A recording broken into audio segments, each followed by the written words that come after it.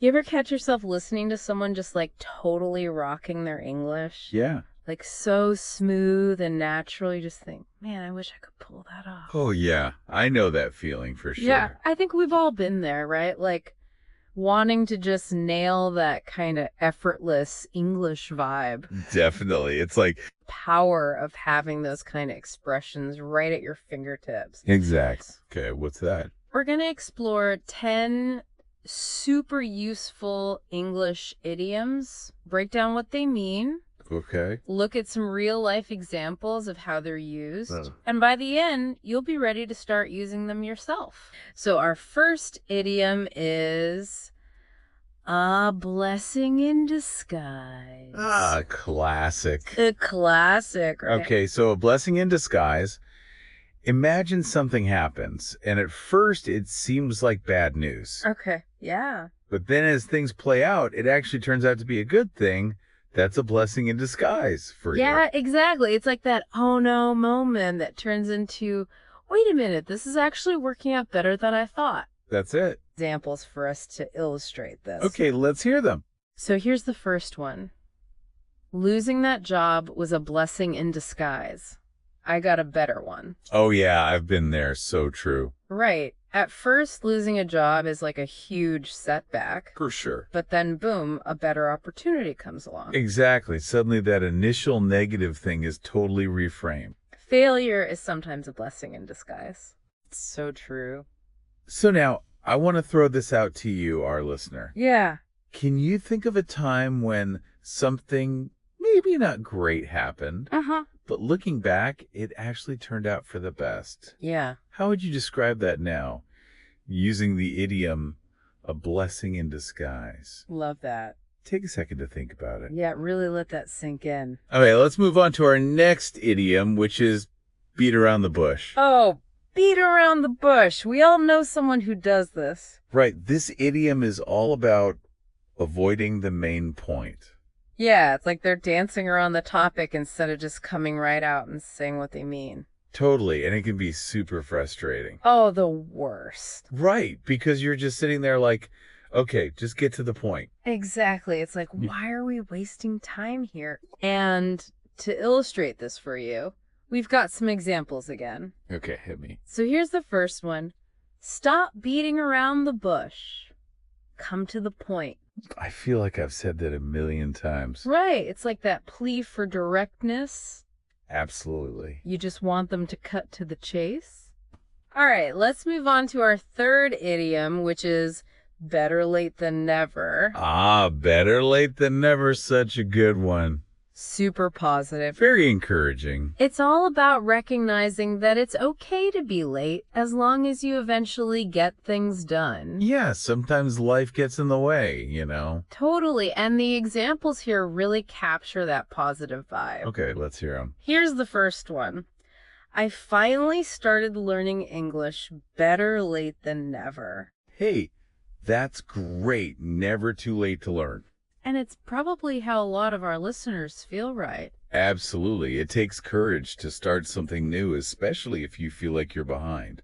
Totally. But this idiom reminds us that it's the effort that counts. And the benefits you get in the long run. So now it's your turn, dear listener. Okay, what do we have?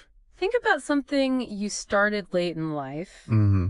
Maybe learning a new skill or picking up a hobby. Okay. Are you glad you finally took the plunge? I bet you are. All right, moving on to our next idiom. It is bite the bullet. Ooh, bite the bullet.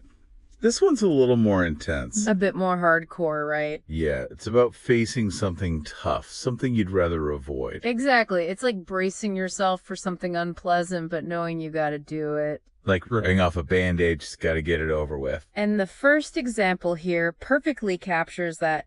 I had to bite the bullet and face the interview. Oh man, job interviews, those can be nerve-wracking. Totally. For a lot of people, interviews are like peak anxiety. The pressure, the unknown, it's a lot. But biting the bullet means pushing past that fear and doing it anyway.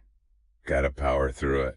So now I want to ask you, dear listener, When was a time you had to bite the bullet in your own life? I'm sure everyone has a story. Okay, let's move on to our fifth idiom, which is cut corners.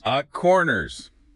This one usually has a negative vibe. Definitely not something you want to be known for. It's about taking shortcuts, often at the expense of quality. Right, and the examples here really show why that's a bad idea. Let's hear them. First one, don't cut corners while building a house. Oh, for real. You don't want your house falling apart. No way, that's where safety and quality are paramount. Absolutely. You got to do things right. Okay, next one, they cut corners in the project and failed.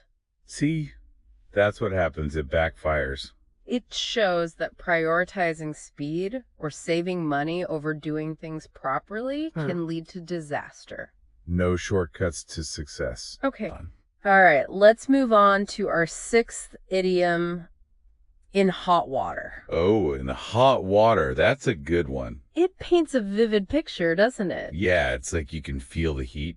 It means being in trouble, often because of something you did wrong. Yeah, like you messed up and now you're facing the consequences. The first example here is a common workplace scenario. He's in hot water for missing deadlines. Oh, yeah.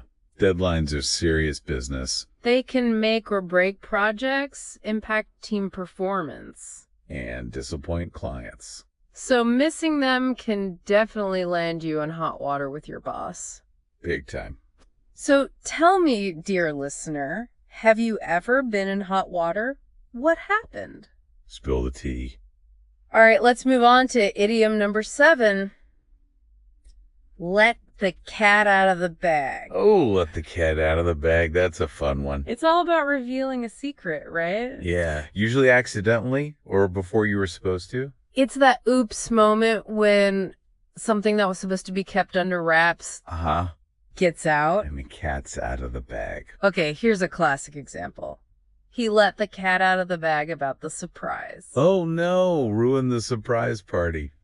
Happens all the time, right? People get excited, they want to share the news. But sometimes it's better to keep things quiet. Especially when it comes to surprises. All right, moving on to idiom number 8. Miss the boat. Miss the boat. That's a feeling of regret. It's that, I should have done that moment. Yeah, it's about missing an opportunity.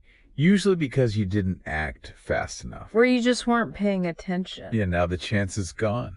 Okay, first example. I missed the boat for early registration. Oh, that's a bummer. Those early bird discounts can be great. Totally. And sometimes missing the early registration deadline means you miss out altogether. Okay, on to idiom number 9, on cloud 9. On cloud 9. This one's pure happiness. It's like that feeling of bliss when everything is just perfect. Yeah, like you're floating on air. Okay, first example. I was on cloud 9 after getting selected. Could be for anything. A job, a team, a scholarship, anything exciting. Exactly, that moment when your hard work pays off. And you feel like you're on top of the world. And finally, I feel on cloud 9 while speaking fluent English. That's the goal, right? Yeah. To feel confident and comfortable with your English. Absolutely. Like you can express yourself freely and connect with others. That's the power of language. So now it's your turn, dear listener. When was a time you felt on cloud 9? What brought you that incredible feeling of happiness? All right, we've reached our 10th and final idiom for this deep dive. Okay, bring it on. It is pull someone's leg. Pull someone's leg. This one's all about good-natured teasing. It's playful, not meant to be hurtful. Just a bit of fun. Exactly, and the examples here show how it's used in different contexts. Okay, I'm ready. Here's the classic line, relax, I'm just pulling your leg. Yeah, gotta use that when someone takes your joke too seriously. It's your way of saying, hey, don't worry, I'm just messing with you. Lighten up. It's all in good fun. Friends always pull each other's leg. It's a sign of a close relationship. You're comfortable enough to joke around with each other. Exactly. It shows a level of trust and familiarity. Gotta have those people in your life. Okay, dear listener, last question for you. What's a funny time someone pulled your leg? I bet you have a good story. So please, dear listener, take these 10 idioms we've explored today and start using them in your own conversations. The more you practice, the more natural they'll become. Right. And most importantly, have fun with it. We really appreciate you joining us for this deep dive.